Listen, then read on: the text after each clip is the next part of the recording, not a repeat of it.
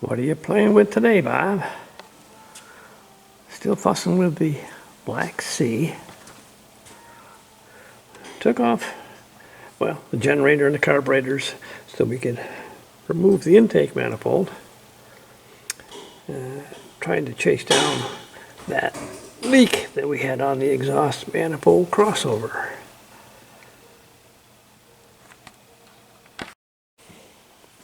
And here was the problem. These are the two gaskets that came off. And if you'll notice, one does not look like the other. Yeah, they put the wrong gasket on there. It should have had a big port. And we're in the process of letting the new intake manifold gaskets tack up against a little bit of sealant. Notice something odd? What in the heck is a fitting doing on the oil pipe fill? Well, it turns out on air-conditioned cars, that's the return for the oil-powered fresh air doors.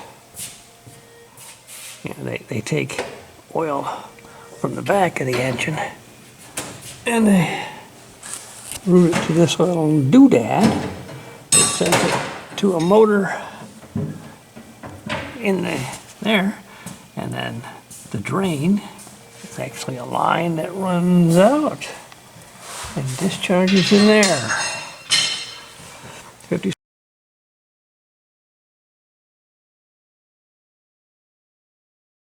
5758 AC cars are the only ones that do that. 59, of course, they came out with the vacuum operated doors. So we'll get back to buttoning her up and see if that makes an improvement. And over there, we are going after soft plugs. Had to remove the starter to get to the last one. Now we've got the plug knocked loose, and just a matter of yanking it from the block. It's a one-man job. Two people doesn't fit. And I'm the people that doesn't fit. This car had no thermostat.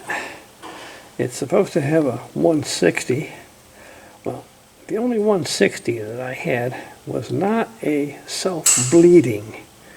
And this particular crossover pipe style is really, well, it's terrible for catching air right here under the thermostat. And so a fresh refill and end up with that air pocket. And so I had a 180 self-bleeder, and that's what's in it. I expect it's going to run just fine cool. So here is one old thermostat that happened to come out of a 57 392. And see that little thing right there? See it moving around? Right there, that thing. That is a self-bleeder. It's a little dangling thing right there. See it? And it's enough to let air get by until fluid comes up and then picks it up, and then it'll plug off. But even way back then, they knew they had to get the air out of the system and had self-bleeders. Neat! What the heck is that?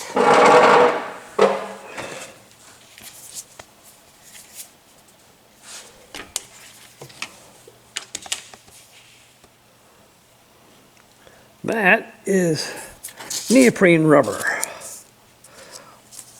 1/16 inch thick, 2 1/4 inches wide, 20 1/4 inches long. Yeah, so that you can make into the filler piece to go between the blower motor and the heater box, 57 and 8. Used to be that Gary Gores made a piece like this, but it's no longer made. You gotta make your own. In this Frankenstein arrangement, I have a piece installed. Those are zip ties. They are 11-inch long. You get 3 of them to go around. One set one side, one set the other. I use some RTV underneath so that it'll bite. And these clamps are there so that it will set as the RTV cures. You wrap it and the seam ends up in the bottom. Well, it's pretty much out of sight.